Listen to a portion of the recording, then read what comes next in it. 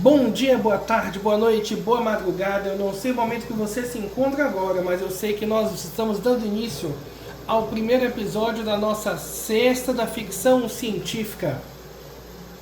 E não há livro melhor para poder iniciar esse quadro do que Duna, de Frank Herbert. Eu só digo que Duna é simplesmente o livro que deu base a muito do que nós conhecemos por ficção científica hoje. Um pequeno spoiler, Star Wars. Não vou dizer mais nada. Então, vamos começar a nossa leitura. Aqui está o livro em papel da editora Aleph. É um livro muito bonito. As páginas são amareladas, como você pode conferir aqui. O conteúdo das páginas são amareladas, é muito bom para ler. O único defeito que todo e qualquer livro de papel tem é que ele não aumenta o tamanho da letra. Então eu vou deixar o livro em papel aqui para vocês poderem observar esta belezinha. E você vai poder me ouvir enquanto eu faço a leitura deste mesmo conteúdo em Kindle para vocês. Então vamos lá. As pessoas cuja labuta ultrapassa as ideias e invade o domínio do real, aos ecólogos das terras áridas, onde quer que estejam. Não importa a época, fica dedicada esta profecia com humildade e admiração. Livro 1, Duna.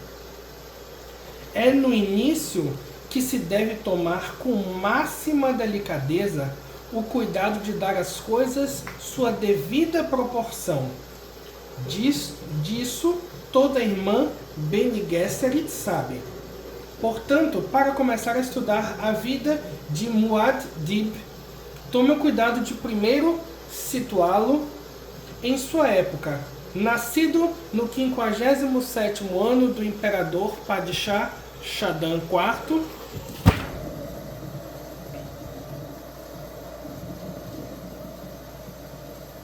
e tome o cuidado mais que especial de colocar Muad'Dib em seu devido lugar, o planeta Arrakis. Não se deixe enganar pelo fato de que ele nasceu em Caladan e ali viveu seus primeiros 15 anos. Arrakis, o planeta conhecido como Duna, será sempre o lugar dele. Exceto do manual de Muad'Dib da princesa Irulan. Na semana anterior à partida para Arrakis, quando a agitação dos últimos preparativos chegaram a um furor quase insuportável, a velha veio visitar a mãe do menino. Paul. Era uma noite quente no castelo Caladan, e as pedras antigas que serviam de lar à família Atreides havia 26 gerações exalavam aquela sensação de suor resfriado que costumavam adquirir pouco antes do tempo virar. Fizeram a velha entrar pela porta lateral, que ficava no fim da passagem abobadada, perto do quarto de Paul, e deram-lhe a oportunidade de espiar o jovem, deitado em sua cama. À meia luz de uma luminária suspensa que pairava perto do chão, o menino acordado viu uma volumosa forma feminina parada à porta, um passo à frente de sua mãe. A velha era a sombra de uma bruxa. Os cabelos eram emaranhados de teias de aranha a cobrir-lhe as feições obscuras, e os olhos cintilavam feito joias. Ele não é pequeno para a idade, Jéssica? Perguntou a velha. Sua voz chiava e arranhava como um balicete desafinado. A mãe de Paul respondeu com seu suave contralto. É fato conhecido que os Atreides começam a crescer tarde, vossa reverência. Foi o que eu ouvi, chiou a velha. Mas ele já tem 15 anos. Sim, vossa reverência. Está acordado e nos ouve, disse a velha. O tratantezinho dissimulado. Ela riu disfarçadamente. Mas a realeza precisa ser dissimulada. E se ele realmente for o Quissat Haderach, bem, nas sombras de sua cama, Paul tinha os olhos semicerrados, 2 globos ovalados, pássaro brilhantes, os olhos da velha, pareceram crescer e refulgir ao fitar os dele. Durma bem, seu tratantezinho dissimulado, disse a velha. Amanhã você precisará de todas as suas faculdades para enfrentar o meu Gonjabar. E ela se foi, empurrando a mãe dele para fora do quarto e fechando a porta com uma batida firme. Paul ficou deitado em vigília, perguntando-se o que é um Gonjabar. Em meio a toda a confusão daquele período de mudança, a velha foi a coisa mais estranha que ele já tinha visto. Vossa Reverência. E a maneira como a mulher se dirigia à mãe dele, Jéssica, como se ela fosse uma criada comum, e não que era de fato uma Bene Gesserit, a concubina de um duque e a mãe de um herdeiro ducal. Será o Gonjabar alguma coisa de Arrakis que eu tenho de conhecer antes de ir para lá? Ele se perguntou. Com a boca, ele deu formas às palavras da mulher. Gonjabar, Quissat Haderach. Ele tivera de aprender tantas coisas. Arrakis era um lugar tão diferente de Caladan que as novas informações deixaram Paul tonto. Arrakis, Duna, planeta deserto. Tufi-Hawat, o mestre dos assassinos de seu pai, explicara tudo. Seus inimigos mortais, os Harkonnen, ficaram em Arrakis 80 anos, dominando o planeta em regime semi-feudal, contratados pela companhia Shoan para minerar a especiaria geriátrica, o melange. Agora os Harkonnen estavam de partida e seriam substituídos pela Casa dos Atreides, com poderes feudais plenos, uma aparente vitória para o Duque Leto. Contudo, dissera Hawat, sob as aparências se escondia o mais mortal dos perigos, pois o Duque Leto era popular entre as casas maiores do Landsraad. O homem popular incita a inveja dos poderosos, dissera Hawat. Arrakis, Duna, planeta deserto. Paul adormeceu e sonhou com uma caverna arraquina, onde se viu completamente cercado por pessoas em silêncio. A luz fraca dos luciglobos. Havia ali algo de solene. Era como uma catedral, e ele ouvia um som fraco, o pinga, pinga, pinga de água. Ainda imerso no sonho, Paul sabia que se lembraria dele ao acordar. Ele sempre se lembrava dos sonhos premonitórios. O sonho desvaneceu. Paul despertou e viu-se em sua cama quente, pensando: o mundo do castelo Caladan, sem brinquedos nem companheiros da mesma idade. Talvez não merecesse sua tristeza quando chegasse a hora de se despedir. O Dr. Yue, seu professor, dera a entender que o sistema de classes Falfreluches não era seguido à risca em Arrakis. O planeta abrigava um povo que vivia na orla do deserto, sem Kaid nem Bashar que o governasse. Um povo arisco chamado Fremen, sem registro nos censos da Hecate imperial. Arrakis, Duna, planeta deserto. Paul percebeu que estava tenso e decidiu praticar uma das lições mentecorporais que sua mãe lhe ensinara. Acionou as respostas com 3 inspirações rápidas. Mergulhou na percepção flutuante, focalizar a consciência, dilatação da aorta, evitar o mecanismo desfocado da consciência, estar consciente por escolha própria, o sangue enriquecido a inundar as regiões de sobrecarga. Não se obtém alimento, segurança, liberdade somente por instinto.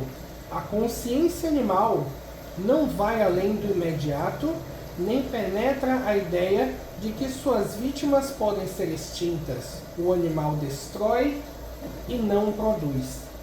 Os prazeres animalescos não se afastam dos níveis sensuais e fogem aos perceptuais. O ser humano exige uma rede de contextos para enxergar seu universo. A consciência focalizada por escolha própria é isso que dá forma à rede. A integridade do corpo segue o fluxo de sangue e nervos de acordo com a percepção mais profunda das necessidades da célula. Todas as coisas, células, criaturas, são impermanentes, lutam por uma permanência, fluência interior. E a lição se repetiu vez após vez na percepção flutuante de Paul. Quando a luz amarelada da aurora tocou o parapeito da janela de Paul, ele assentiu através das pálpebras fechadas, abriu-as, escutando o alvoroço reavivado do castelo, e viu as familiares vigas decoradas do teto de seu quarto. A porta que dava para o vestíbulo se abriu e sua mãe espiou dentro do quarto, com os cabelos cor de bronze velho, presos no alto da cabeça por uma fita negra, a face oval, despojada de emoção e os olhos verdes fixos e solenes. Já está acordado? Ela disse. Dormiu bem? Sim. Ele a estudou em toda a sua altura. Viu um vestígio de tensão nos ombros quando ela se pôs a escolher roupas para ele, tirando-a das prateleiras do closet. Outra pessoa não teria notado a tensão, mas ela o treinara na doutrina Bene Gesserit, nas minúcias da observação. Ela se virou com um paletó quase formal nas mãos. O traje ostentava o gavião vermelho, o timbre dos Atreides no bolso de cima. Vista-se rápido, ela disse. A reverenda madre está esperando. Sonhei com ela uma vez, comentou Paul. Quem é ela? Ela foi minha professora na escola da ordem Bene Gesserit. Agora ela é a proclamadora da verdade do imperador. E, Paul, ela hesitou, fale-me de seus sonhos. Farei isso. Foi por causa dela que ganhamos a Arrakis? Nós não ganhamos a Arrakis. Jéssica sacudiu o pó de um par de calças e pendurou com o paletó sobre o toucador ao lado da cama. Não faça a reverenda madre esperar. Paul sentou-se sobre a cama e abraçou os joelhos. O que é um bom jabar? Mais uma vez, o treinamento que ela mesma lhe dera expôs sua hesitação quase invisível, um ato falho que ele interpretou como medo. Jéssica foi até a janela, abriu as cortinas e olhou na direção do monte Siúbi, atrás dos pomares às margens do rio. Você saberá um Kangon Jabar muito em breve, ela disse. Ele ouviu medo na voz dela e ficou admirado. Jéssica falou sem se virar. A reverenda madre está esperando em minha sala de estar. Por favor, apresse-se. A reverenda madre Gaius Helen Morrian, sentada numa cadeira atapetada, observou mãe e filho se aproximarem. De um lado e de outro, as janelas se abriam para o rio, que fazia uma curva acentuada para o sul, e para as terras cultivadas da propriedade dos Atreides. Mas a reverenda madre ignorava a vista. A idade lhe pesava naquela manhã. E ela estava muito mal-humorada. Culpava a viagem pelo espaço e a sociedade com a abominável guilda espacial e seus métodos sigilosos. Mas a missão exigia a atenção pessoal de uma Bene Gesserit dotada de visão. Nem mesmo a proclamadora da verdade do imperador Padishah poderia fugir a responsabilidade quando o dever chamava. Maldita Jéssica, pensou a reverenda madre, se ao menos tivesse me dado uma menina como lhe mandaram fazer. Jéssica se deteve a 3 passos da cadeira e fez uma pequena mesura. Um gesto delicado da mão esquerda a mover o vinco da saia. Paul a cumprimentou com a reverência breve que seu instrutor de dança lhe ensinara, a mesma usada quando não se sabia ao certo a posição hierárquica da outra pessoa. A reverenda madre não deixou de perceber as sutilezas do cumprimento de Paul e disse: ele é cauteloso, Jéssica. Jéssica levou a mão ao ombro de Paul e a contraiu. Por um instante o medo se fez sentir na pulsação de sua palma. Controlou-se logo em seguida. Assim lhe ensinaram, vossa reverência. Do que ela tem medo? Paul se perguntou. A velha estudou Paul no relance gestáltico. O rosto oval, como o de Jéssica, mas de ossatura forte. Os cabelos negríssimos, como os do Duque. Mas as sobrancelhas eram as do avô materno, que não se podia nomear, assim como o nariz fino e desdenhoso. A forma dos olhos verdes e confrontadores, igual a do antigo Duque, o avô paterno que havia morrido. Aquele homem, sim, sabia apreciar a força da bravura, mesmo na morte, pensou a reverenda madre. Ensinar é uma coisa, ela disse. O ingrediente fundamental é outra. Veremos. Os olhos cansados lançaram um olhar duro para Jéssica. Saia! Vá praticar a meditação da paz. Jéssica soltou o ombro de Paul. Vossa reverência, Jéssica, você sabe que tem que ser feito. Paul ergueu os olhos e fitou a mãe confuso. Jéssica se impertigou. Sim, claro. Paul voltou a olhar para a reverenda madre. A boa educação e o óbvio temor que sua mãe nutria pela velha pediam cautela. Mesmo assim, ele sentiu uma apreensão zangada diante do medo que sua mãe irradiava. Paul, Jéssica inspirou profundamente.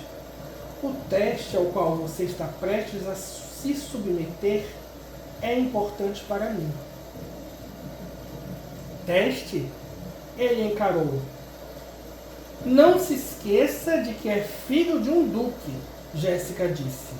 Ela deu meia volta e saiu pomposamente da sala, ao som seco e rumorejante de sua saia. A porta se fechou com firmeza tão logo ela saiu. Contendo a raiva, Paul encarou a velha. É assim que se dispensa a Lady Jéssica, como se ela fosse uma criada? Um sorriso perturbou os cantos da boca velha e enrugada. Lady Jéssica foi minha criada na escola, rapaz. Durante 14 anos. Inclinou a cabeça. E era muito boa. Agora vem aqui. A ordem o atingiu como uma chicotada. Paul se viu obedecendo sem pensar. Está usando a voz comigo, ele pensou. Deteve-se a um gesto da mulher bem perto de seus joelhos. Está vendo isso? Ela perguntou. Das pregas de suas vestes, ela retirou um cubo de metal verde, com cerca de 15 centímetros de lado. Ela o girou e Paul viu que um dos lados do cubo estava aberto. Era negro e estranhamente assustador. A luz não penetrava aquele negror escancarado. Insira a mão direita na caixa, ela disse. O medo tomou Paul de assalto. Ele começou a recuar, mas a velha disse: é assim que obedece a sua mãe? Ele fitou os olhos pássaro brilhantes. Lentamente, sentindo a compulsão e incapaz de inibi-la, Paul introduziu a mão na caixa. Sentiu primeiro uma frialdade, como se o negror se fechasse em volta de sua mão.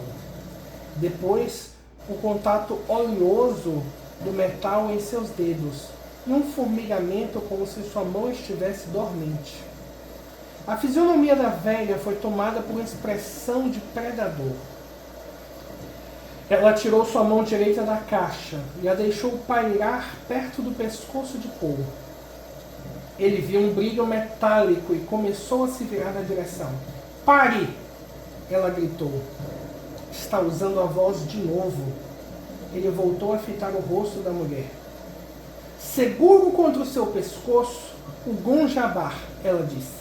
O Gonjabar, o inimigo despótico. É uma agulha com uma gota de veneno na ponta. Ahá! Não se afaste, ou então você provará o veneno. Paul tentou engolir em seco. Não conseguia desviar os olhos daquele rosto velho e enrugado, dos olhos cintilantes, das gengivas lívidas em volta de dentes argênteos que refulgiam quando ela falava.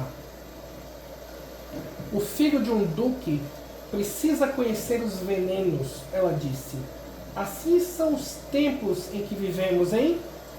Musque para envenenar a bebida, almas para envenenar a comida, os de efeito rápido, os de efeito lento e os intermediários.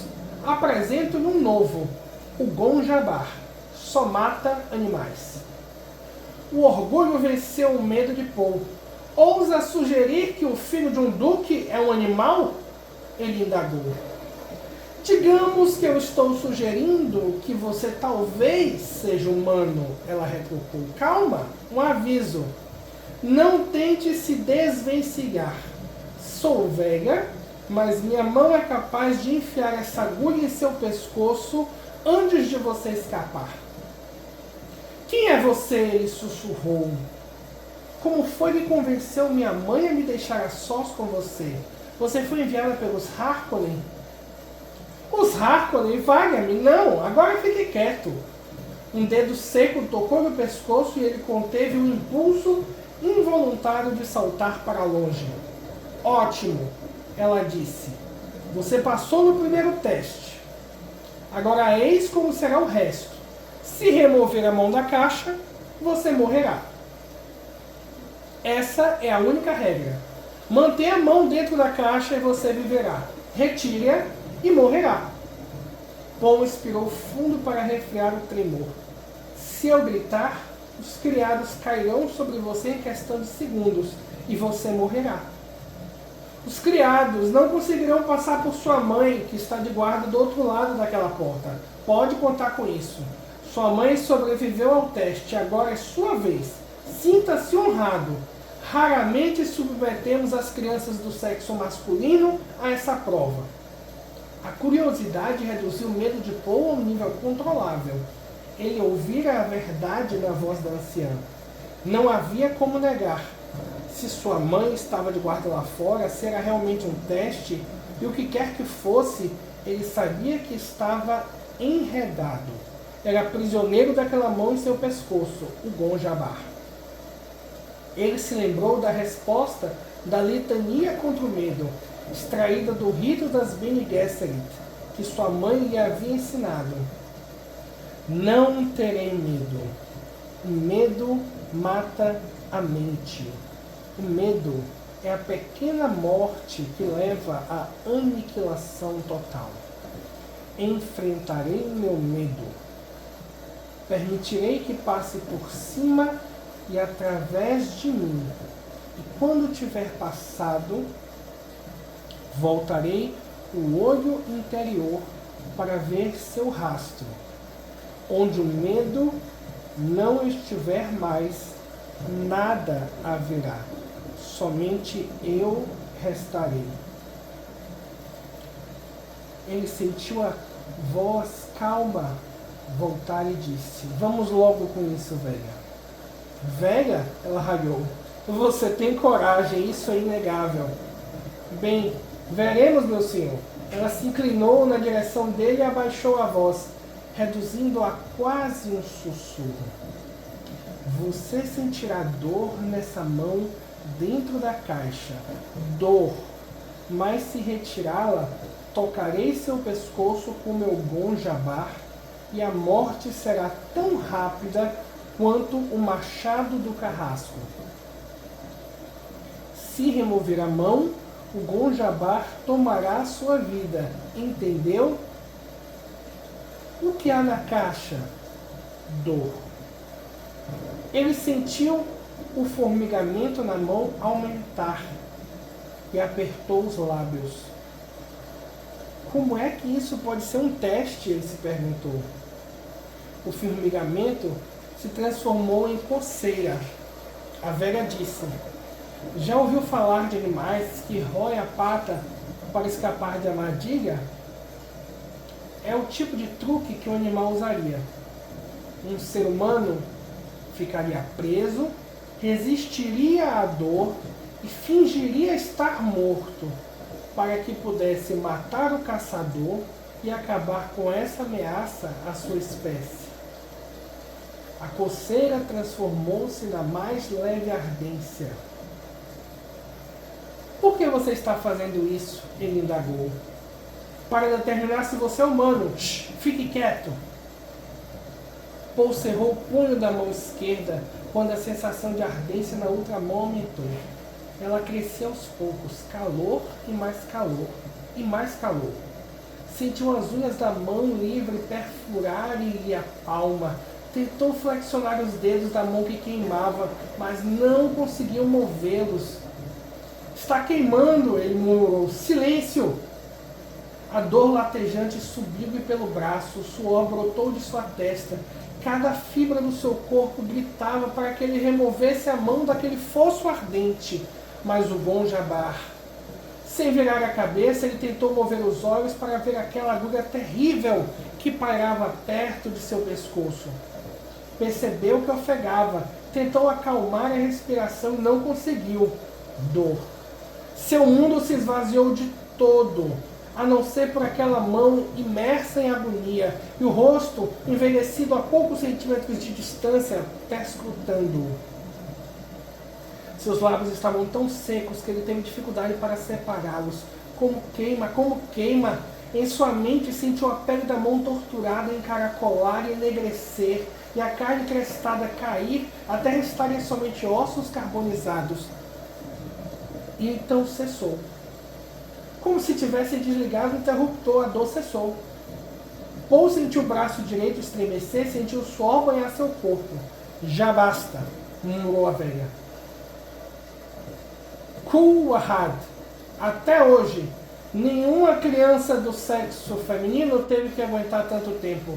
Acho que eu queria ver você fracassar. Ela se reclinou, retirando o Gonjabar do pescoço dele. Tira a mão da caixa, jovem humano, e deu uma olhada nela. Ele resistiu a um calafrio dolorido, fitou o vazio sem luz, onde sua mão parecia continuar por vontade própria. A lembrança da dor inibia-lhe todos os movimentos. A razão lhe dizia que veria sair daquela caixa um coto enegrecido. Vamos! Ela gritou. Ele tirou a mão da caixa e observou atônito. Nenhuma marca, nenhum sinal de agonia na pele. Ergueu a mão, girou-a, flexionou os dedos. Dor por indução nervosa, ela disse. Não podemos sair por aí mutilando possíveis seres humanos. Mas há quem daria uma boa soma pelo segredo dessa caixa. Ela devolveu o cubo às pregas de suas vestes. Mas a dor, ele disse. Ora, a dor, ela desdenhou. O ser humano é capaz de dominar qualquer nervo do corpo. Paul sentiu a mão esquerda dolorida, abriu-a, olhou para as 4 marcas de sangue onde as unhas haviam perfurado sua palma. Deixou a mão cair no lado do corpo, olhou para a velha. Você já fez isso com minha mãe? Já peneirou areia? Ela perguntou. A cutilada tangencial da pergunta arremessou sua mente num estado mais elevado de percepção. Peneirar areia? Ele assentiu. Nós, Bene Gesserit, peneiramos as pessoas à procura de seres humanos. Ele ergueu a mão direita, tentando evocar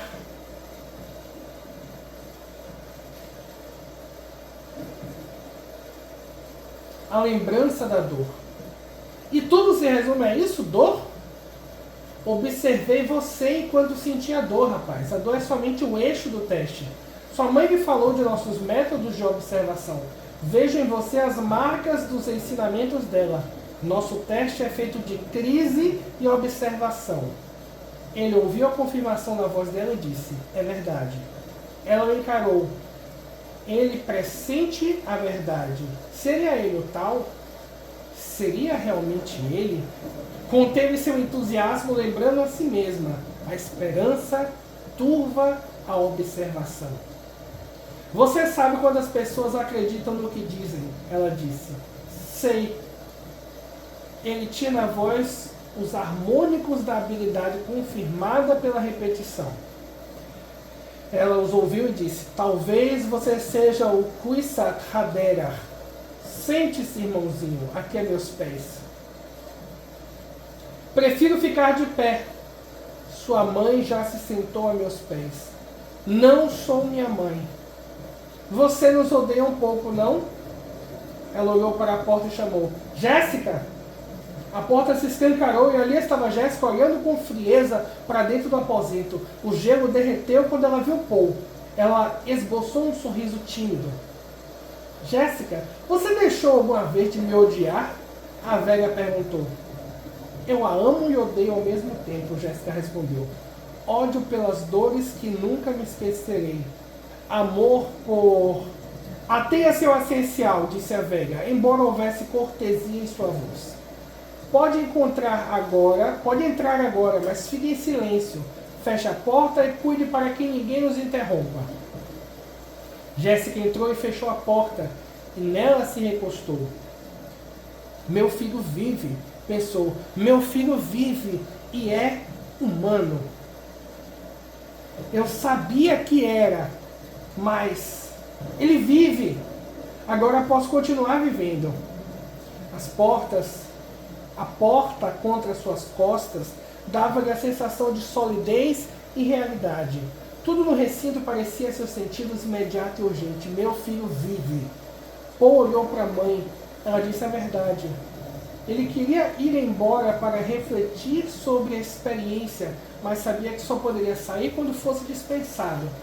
A velha havia adquirido uma espécie de poder sobre ele. Elas disseram a verdade. Sua mãe tinha se submetido àquele teste. Devia haver nisso um propósito terrível. A dor e o medo foram terríveis. Paul entendia os propósitos terríveis. Eram irrefreáveis. Eram a necessidade em si mesmo. Paul sentiu-se infectado por um propósito terrível. Não sabia ainda qual. Um dia, rapaz, disse a velha, talvez você também tenha de ficar atrás de uma porta como aquela. É uma questão de hábito. Paul baixou os olhos e fitou a mão que conhecera a dor. Depois voltou a erguê-los, dirigindo-os à reverenda madre. O som da voz dela era diferente do de qualquer outra voz que ele já tivesse ouvido na vida. As palavras lhe saíam luminosas. Havia nelas uma agudeza. Sentiu que qualquer pergunta que fizesse a ela produziria uma resposta capaz de alçá-lo de seu mundo de carne e levá-lo a algo maior. Por que estão à procura de seres humanos? Ele perguntou. Para libertar vocês. Libertar?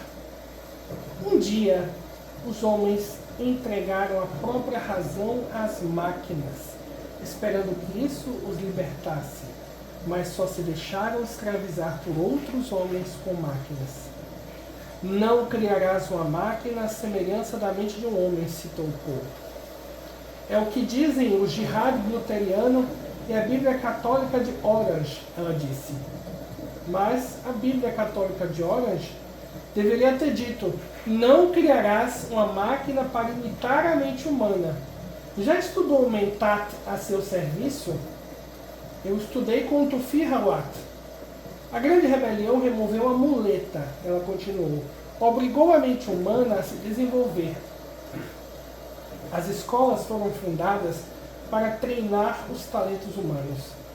As escolas das Bene Gesserit, ela assentiu. Temos dois grandes remanescentes dessas escolas antigas, as Bene Gesserit e a Guilda Espacial. A guilda, o que nos parece, ressalta a matemática quase pura. As Bene Gesserit exercem uma outra função. Política, ele disse. Kuluahat, exclamou a velha, lançando um olhar duro para Jéssica. Nunca contei isso a ele, vossa reverência, disse Jéssica. A reverenda Madre voltou a atenção para Paul. Deduziu isso com pouquíssimas pistas, ela comentou. Sim, política. A escola original das Bene Gesserit era dirigida por pessoas que julgaram necessário dar continuidade aos interesses humanos. Viram que não poderia haver tal continuidade sem que se separasse a linhagem humana da linhagem animal para fins reprodutivos. De repente, as palavras da velha perderam sua agudeza especial. Paul sentiu-se ofendido naquilo que sua mãe chamava de instinto de honestidade. Não que a reverenda Madre estivesse mentindo. Ela, obviamente, acreditava no que dizia. Era algo mais profundo, algo ligado ao propósito terrível de Paul. Ele disse, mas minha mãe me contou que nas escolas muitas Bene Gesserit desconhecem seus ancestrais. As linhagens genéticas estão em nossos arquivos, ela explicou. Sua mãe sabe que descende de uma Bene Gesserit, ou que sua estirpe era aceitável. Então por que ela não sabe quem são seus pais? Alguns sabem, muitas não. Poderíamos querer procriá-la com um parente próximo, por exemplo, para fixar uma característica genética dominante. Temos vários motivos. Mais uma vez, Paul sentiu ali um crime contra a honestidade e disse, vocês têm grandes responsabilidades. A reverenda Madre fitou, perguntando-se, será que eu ouvi uma crítica na voz dele? Nosso fardo é pesado, ela disse. Paul percebeu que ia se livrando cada vez mais da comoção do teste. Ele mediu a velha com o olhar e perguntou, você diz que talvez eu seja o Kwisatz Haderach. O que é isso? Um Gonjabar humano? Paul, interveio Jéssica, não use esse tom com... Deixe que eu cuido disso, Jéssica, cortou a velha. Ora, meu rapaz, você conhece a droga da proclamadora da verdade? Vocês a tomam para aprimorar o dom de detectar mentiras. Ele respondeu, minha mãe me contou. Você já viu o transe da verdade? Ele chacoalhou a cabeça. Não. A droga é perigosa, ela disse, mas nos concede a intuição. Agraciada com a dádiva da droga, a proclamadora da verdade enxerga muitos lugares de sua memória, a memória de seu corpo. Estudamos inúmeras vias do passado, mas somente as vias femininas. A voz dela assumiu um tom tristonho. Mas há um lugar que nenhuma proclamadora da verdade enxerga. Ele nos repele e aterroriza. Dizem que um dia virá um homem que encontrará no dom da droga seu olho interior. Ele verá o que não podemos ver. O passado feminino e o masculino. Seu Kwisatz Haderach? Sim. Aquele que é capaz de estar em muitos lugares ao mesmo tempo. O Kwisatz Haderach. Muitos homens provaram a droga. Muitos mesmo. Mas nenhum teve êxito. Eles tentaram e fracassaram? Todos eles? Ah, não! Ela maneou a cabeça. Eles tentaram e morreram. Concluímos aqui o nosso primeiro capítulo do livro Duna, de Frank Herbert. Espero que você tenha gostado da leitura. Então, por favor, eu peço que você curta, compartilhe, escreva o seu comentário, diga o que é que você mais gostou. Desse primeiro capítulo, por exemplo, um dos trechos que eu mais gostei é a citação da litania que Paul faz enquanto está passando por aquela grande dor. A parte que eu mais gosto, ele fala sobre como ele faz para lidar com o medo. E o interessante também é sobre a relação entre os homens e máquinas, que fala: um dia os homens entregaram a própria razão às máquinas, esperando que isso os libertasse, mas só se deixaram escravizar por outros homens com máquinas. E é com essa citação que eu termino a nossa gravação de hoje, nessa noite chuvosa. Tenha uma ótima noite.